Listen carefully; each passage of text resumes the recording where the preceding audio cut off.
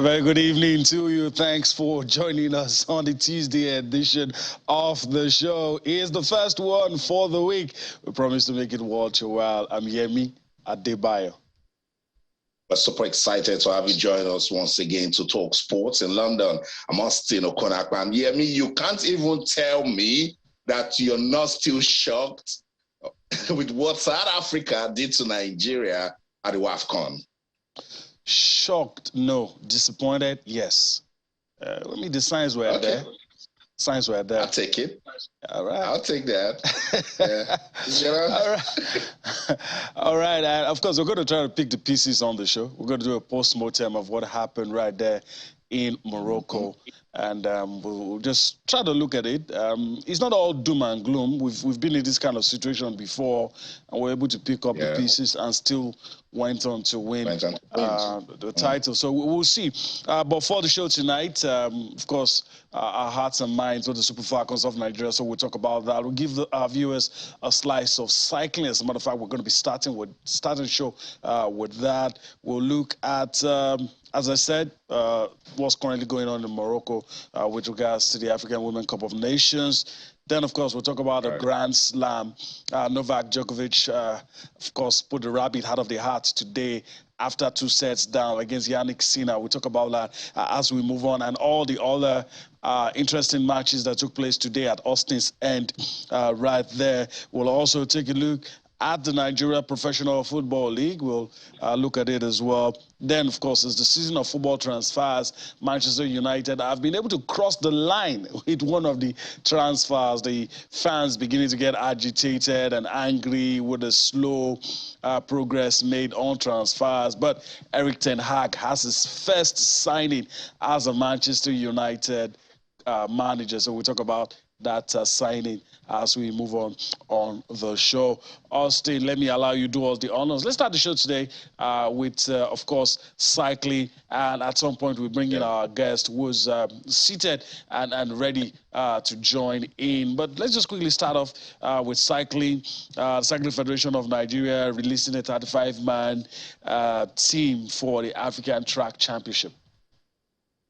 That's right. You know, we've been talking about cycling for about 3 years running now. Just before the pandemic, we had the president. He was talking about long-term plans, and then COVID came, slowed it down a bit, but we're super excited that they want to, do more in terms of development of cycling in Nigeria. So as you mentioned, the Cycling Federation of Nigeria, they have released a list of 35 cyclists, and they've been selected to represent the country at the second African Track Cycling Championship, scheduled to take place in Abuja, the nation's capital. The last time that this competition was done in Abuja, Nigeria dominated. Let's also hope that they will do the same again. Technical Director of the Cycling Federation of Nigeria, Bashir Mohammed, said that the list is made up of 21 male and 14 female cyclists who were selected from the national trials conducted in Abuja in June. And these guys have been preparing. They've been in camp right there in Abuja.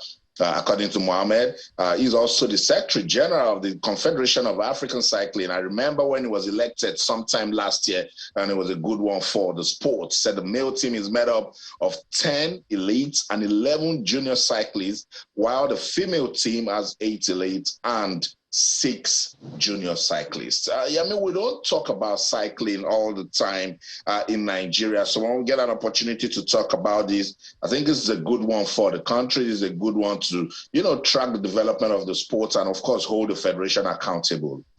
Yes, that's what it is. And of course, the cyclists will be competing with others from about 20 countries for top prizes in 11 events. And of course, you can see pictures from where the place the event will be hosted, the velodrome of the Moshood Abiola National Stadium in Abuja. That's where the event will take place. All the best to the Nigerian athletes as, they test their might against cyclists from 20 other countries. All right, let's move on the show. Let's quickly, of course, bring into the show tonight Joseph Atewa. He joins us as we go on this trip together. Greetings, Joseph. Thanks for finding out time to be with us on the show tonight. Well, good evening. It feels great to be on the show, and I'm super excited. Austin spoke about, not talking about other sports all the time, but then with the videos you've shown, with the fact that Nigerians have grown past football, knowing fully well that we must pay so much interest at least to other sports. The video you showed rather showed the fans, the amount of fans that came out to support cycling. That's a welcome development, and it's something beautiful and very encouraging. It feels good to join you guys, and honestly, I'm super excited. Yeah, I agree with you, Joseph. We have the capacity to be a multi-sport nation, and we can save ourselves the heartache we always get from football when we put all our eggs in one basket. So that's the way to go. Welcome back. It's Sports Tonight on your award-winning, sports-loving channels television. We're talking tennis. Yes, Grand Slam event Wimbledon is going on, and we're just entering the semi-final stage. So if you love tennis, I'd like to hear from you with the players remaining. What do you think will make it to the finals? Yeah, give me two names. Let's talk sports. Let's talk tennis. If you love tennis, let's do it on Twitter. We're channels_sports, and on Facebook, we're channels-sports. Let's just talk about Wimbledon. What do you think will make it to the finals? Are you British? Do you love what Cameron Norrie is doing already? He's going to face arguably the biggest challenge of his tennis career. He's ranked 12 in the world. He's the ninth seed at Wimbledon, and he's going to meet Novak Djokovic, the respected Novak Djokovic that fought all the way to make it to the semis. What do you think? Talk to us, Twitter channel, _sports. Yeah, I mean, I said you were not going to escape this, so just because you're co-presenter, you're free to pass, but just because you also love tennis, what names can you drop that can make it to the final? Well, I guess I'll have to see the other quarterfinal matches for tomorrow. Rafa Nadal, Taylor Fritz, Christian Garin, and Nick Kyrgios. But I will have to agree with Joseph. The way Novak is playing is going to be hard. And even Nadal, that I would have put up against him, Nadal is always telling us, well, I'm not giving excuses, the injuries, I don't want to be saying it, so... games. Yeah, so if he plays against Nadal, if he plays against Djokovic, I don't know. But there's something about Nick Kyrgios. It's the way he's been moving. He's been able to tone down. He's still aggressive. He's still aggressive, but somehow he's a lot more disciplined than he used to be. So maybe that will work in his favor. I don't know. We'll see. But if he wins his quarterfinal game tomorrow and Nadal wins, then I don't know. But I think Cameron Norrie, Djokovic, it's going to be one way. I don't even need to waste my time with that. But I see Nick Kyrgios. Something tells me Nick is going to win. I also have a feeling Nadal is going to win. So whichever one of the two gets, I'm seeing ahead of myself, but I think it's still going to be Novak. No matter the permutations, it's probably still going to be Novak. So I'm not giving you two names. Novak all the way. Okay, thank you. We'll see.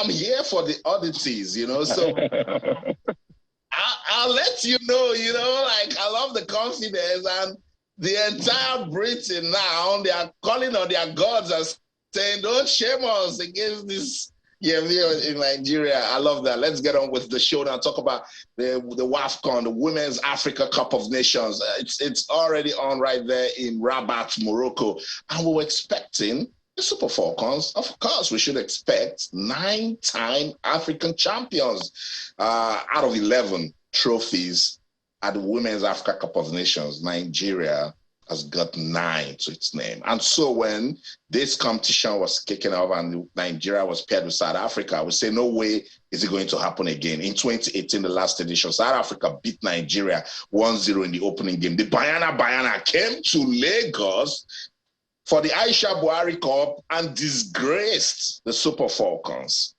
And yesterday, this happened. It was Nigeria-South Africa in the opening game of Group C. And South Africa, yet again, humbled the Super Falcons. It ended 2-1. And gracious goodness, it was a well-deserved victory for Desiree Ellis' team. Joseph Atewe, Look, I was so confident. Yes, even in 2018 on live television when they lost to South Africa, I said it that despite that loss, they were still going on. They would still go on to win the title, and they did. But the way South Africa just beats the Super Falcons with ease now, does it worry you? Yes, it does. And times without number, I've said this all over again, that they're catching up. They're almost there.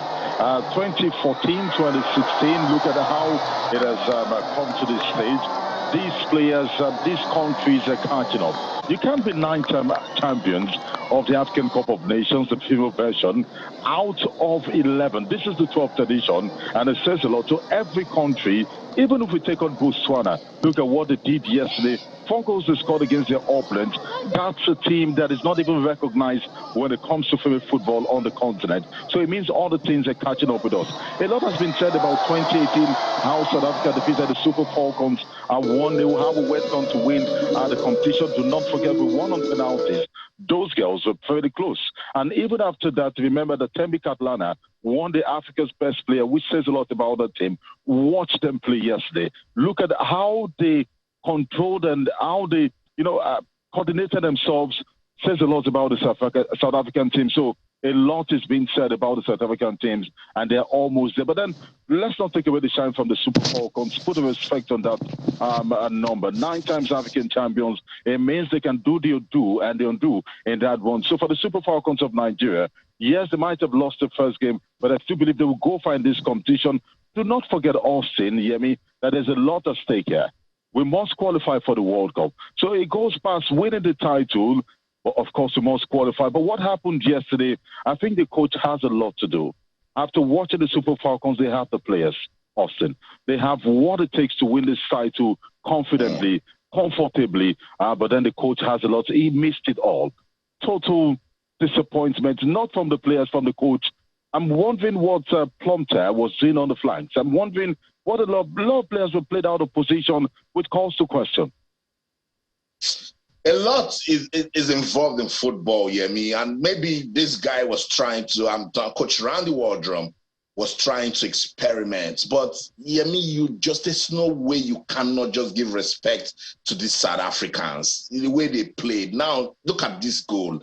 The way she took out Plumter and then laid the pass and then the finish. And then when you see the second goal, Yemi, quick fire, back-to-back goals.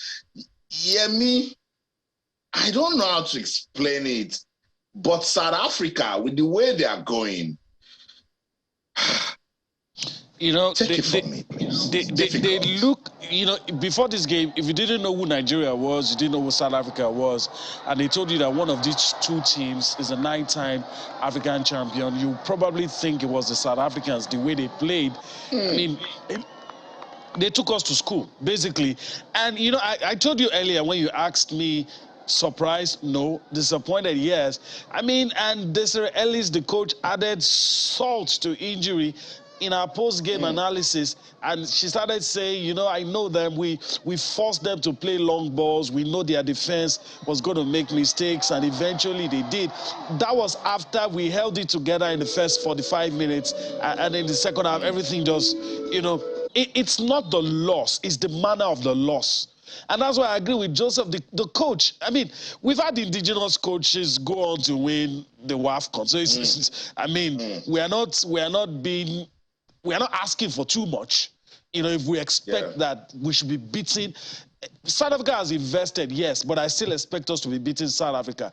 These guys have caught up with us. And like someone I respect on Twitter said, it wasn't really a bad day for the Super Falcons. It's just the fact that other teams are catching up.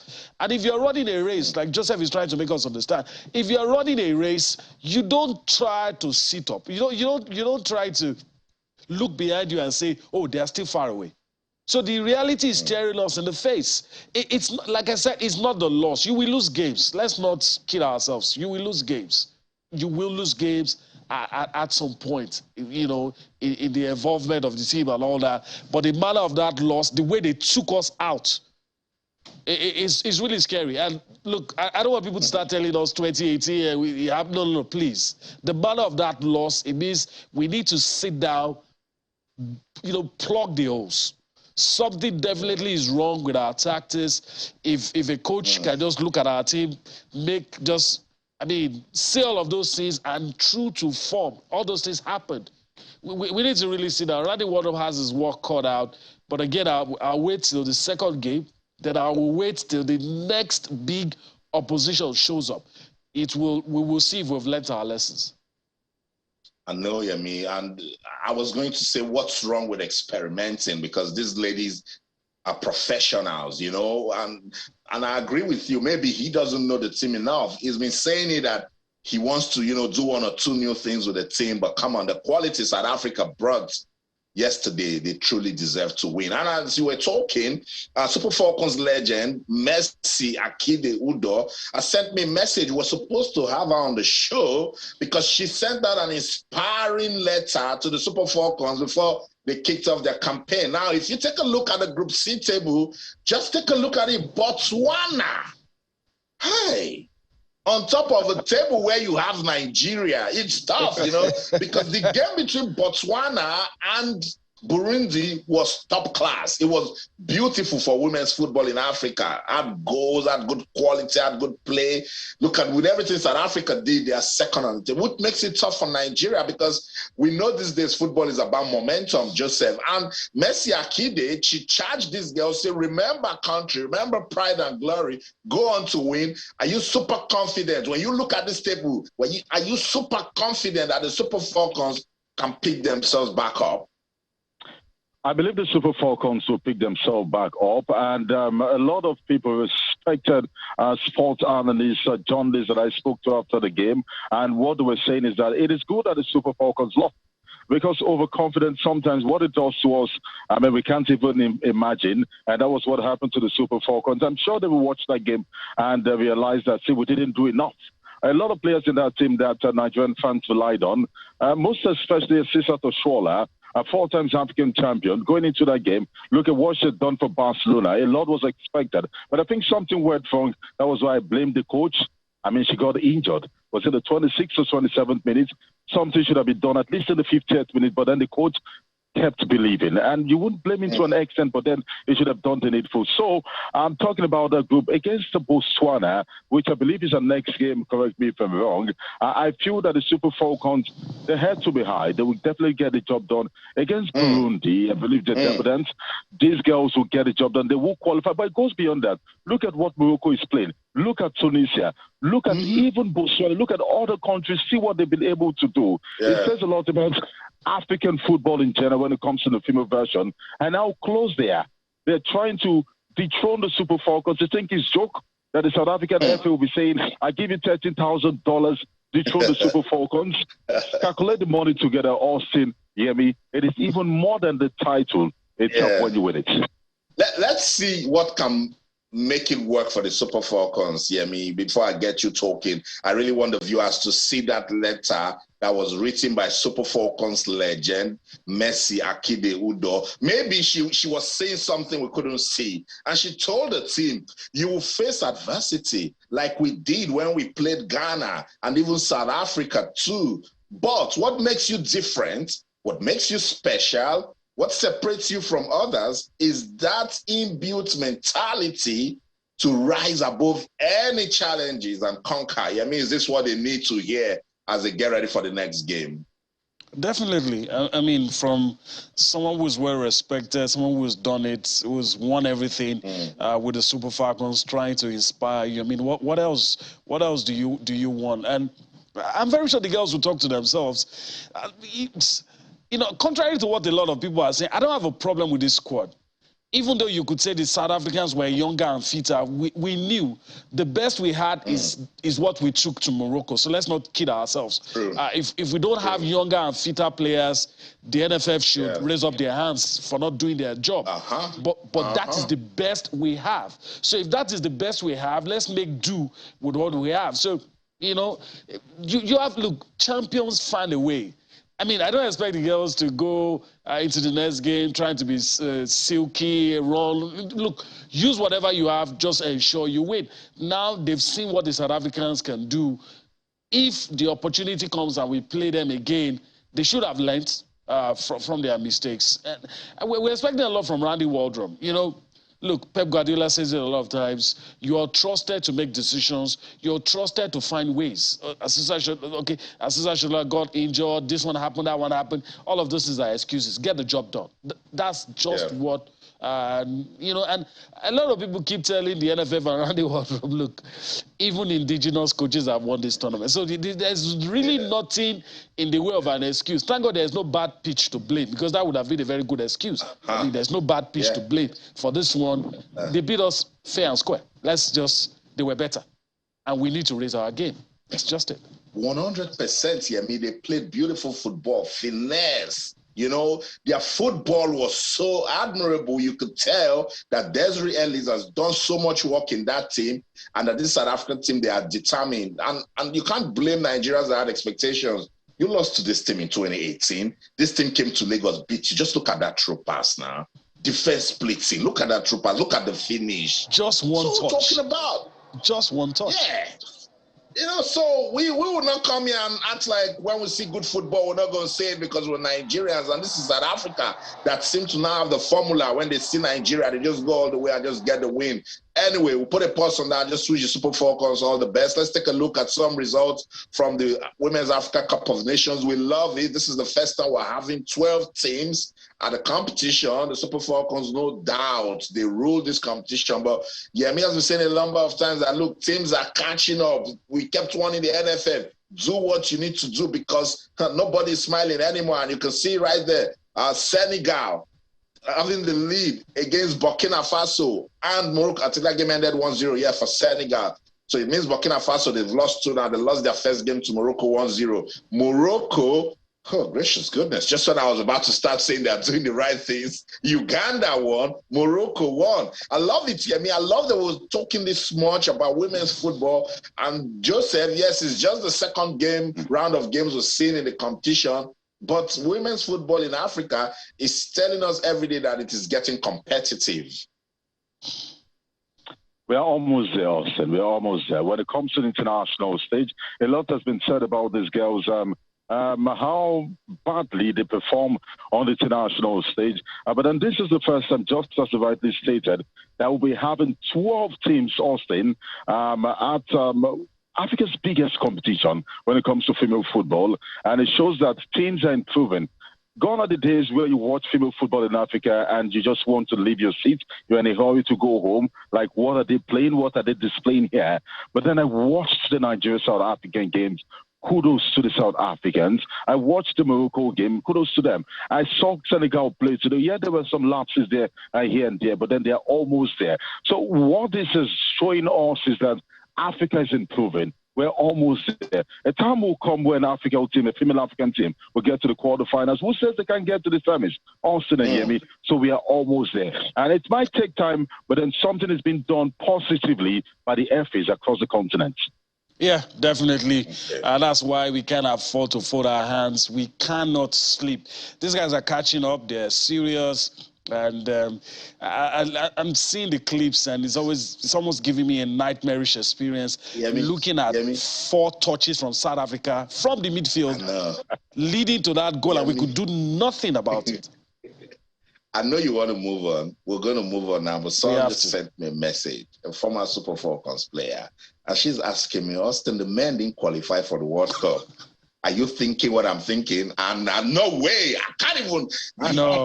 That's unimaginable. Can't even imagine. No way. I'm not Austin, even replying such a message. No, don't even say anything. Let's go on a break. No. Let's go on a break. That kind of discussion must stop. Let's go on a break right about now. And when we return from that break, we're done with the Super Falcons. We'll move on. We'll talk about the Nigeria Professional Football League. And if time allows, we'll look at football transfers in Europe.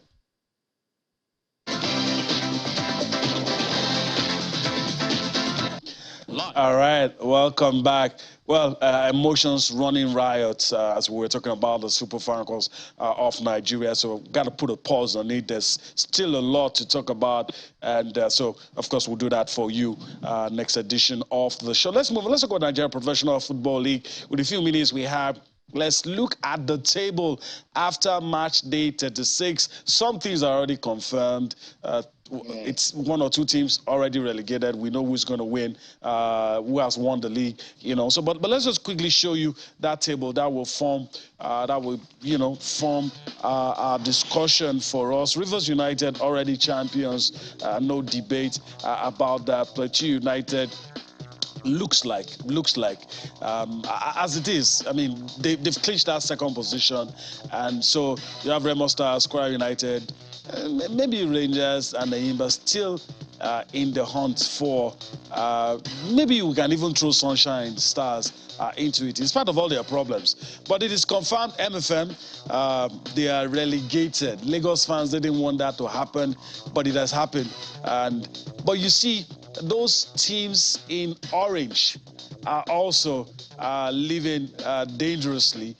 They might have problems. But Austin, your thoughts after match day 36? Even at the earlier stages, you were saying give it to Rivers. So, I mean, that has been done already. But our talking point has to be who picks that CAF Confederation Cup ticket and the teams that will join MFM. Truly, it won't be bad to see Remo Stars get something out of this beautiful season. Yeah, on the strength of how they play.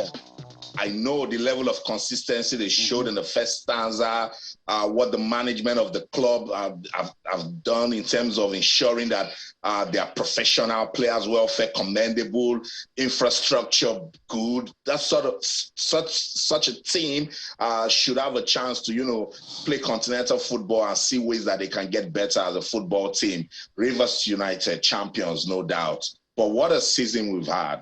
Particularly those teams that you have in yellow. Put Kano Pillars and Shooting Stars into that yellow category also. Because if they are not careful, one of them might still drop. And that tells you that the MPFL is a team that doesn't look at anybody's face. MFM, for instance, I wonder what they were thinking for a team as MFM that struggled the whole of last season to stay in the league. You'd expect them that they would learn one or two things to use it to stay in the league. But no, they didn't learn, particularly when you lose a game that you expected to win. Then it shows that you don't want to stay in top flight football. So they go back to the NNL and let's see if they can pick themselves back up. But shout out to Rivers United. I saw pictures of Rivers United just before I got talking. That team, we should give them their respect. I mean, give them their flowers, Joseph. This is a team that in the last 3 seasons, they've been showing consistency, fighting for the title, saying we want it, and now they have it. I think the party started. When they merged the Sharks and Dolphins. I think that was the two teams that were merged together. And, of course, the party started. Then they started pushing afterwards. And, a year they had champions for the first time in 5 seasons. Says a lot about Rivers United. Congratulations to them. And it says a lot about when you invest in a team. At some point, they were the only team that would fight their players for away games. It says a lot about Rivers United, and I'm not surprised that they've clinched the title. They clinched it, I think, 3 matches to the end of the season, March 35, if I'm correct. Congratulations to those guys. I'm really happy for them. But let's go back to the relegation battle.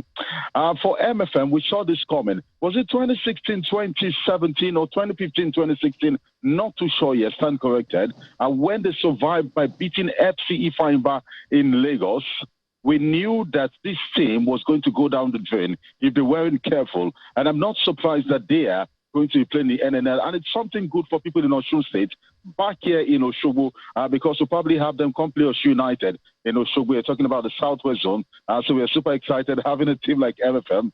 But then, as I said, congratulations to Rivers United. For Remo Stars, they did really well. As at March the 10th, they were second on the log. 2 points separating them and the top team. They kept fighting. 2 matches to go. Austin, they're third on the log. They deserve a ticket on the continent. And I'll be shocked if they don't get that. All right. Rivers United, take a bow. Rivers United deserve all the praises and respect they are getting. Let's listen to Coach Stanley Eguma. Stanley Eguma has been in this team long enough to win a title. He finally has one. Let's listen to it. Very unfortunate that we get good results, we play good football, made our home a fortress. Yeah, the fans are not coming out in numbers. I'm surprised. Rivers fans all over the country to come. We invite them to come and enjoy good football and be happy because their team is doing well. And again, I think the management will need to sensitize, have a kind of sensitization program to ensure that the fans come to the stadium, especially now that the stadium is free. We are all surprised that the stadium is not filled up because it's free.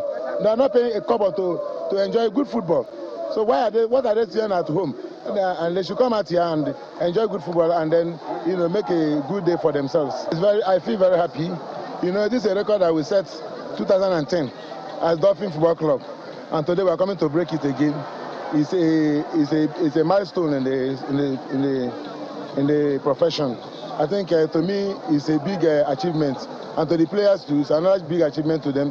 Most of them have not won league before. It's an opportunity for them to win league this time around and become champions. It is a great thing. We thank God, thank the management, thank our chief motivator, His Excellency, who have been, giving us all the enablement and all that we require financially and area of welfare. So that's it, Coach Stanley Eguma. Fans in Port Harcourt, what's going on? You need to come out. I remember, Yemi, Coach Stanley Eguma just mentioned His Excellency Governor Nyesom Wike and all the support he has given to this team. You remember the PPG battle? I was in a meeting with some LMC officials, and the governor was telling his players, if you win your game, well, who is going to do PPG with you? So now that they are champions, they don't have any problem with whether they finish second or third or going to the continent. Yeah. So finally, they have something to give to the governor to say thank you for all you've done. Yeah, and of course, their life will change, as the governor had promised on numerous occasions.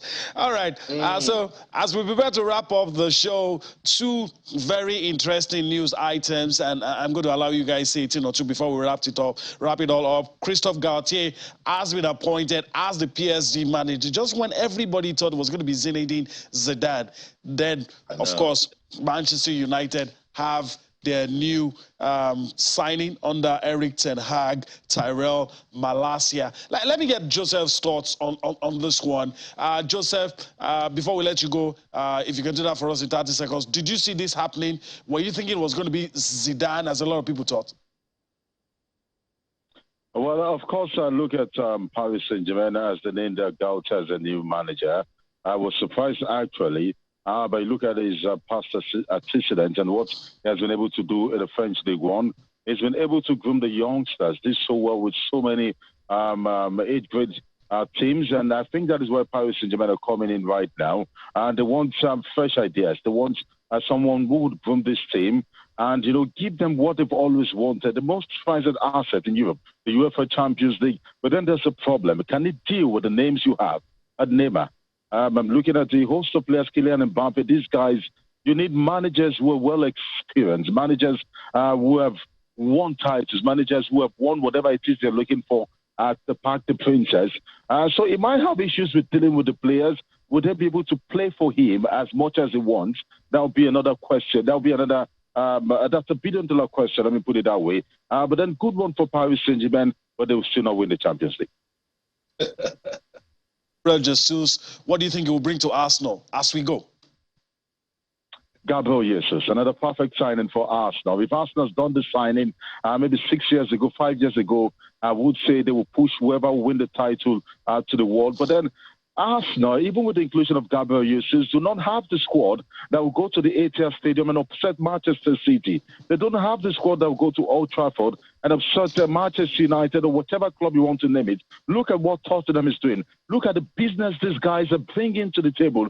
Trust me, a Tottenham squad would go to the Etihad and upset Manchester City as they did last season. Will go to whichever club. But then for Gabriel Jesus, yes, he will score the goals, but Arsenal might just settle for Europa and league sport, even though I support them passionately.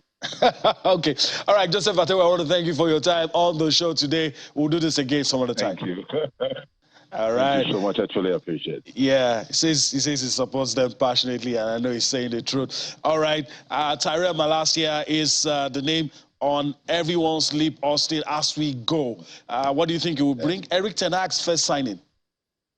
Yeah, and Ten Hag knows this player. He's just coming from the Dutch league.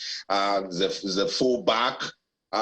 Signed a contract, 4-year contract. He will be at Manchester United until 2026 with the option of a further year. This guy is just 22, and it cost Manchester United £15 million with a further £2 million in add-ons. Look, he's a fantastic player, and we know Manchester United and their defense lines. So we're going to be wondering, is he going to get in and then fit in? But there's a decent signing here. All right. I know you have your ears to the ground. As we go, Austin, is Cristiano Ronaldo going or staying in 10 seconds? Is he going? Is he staying?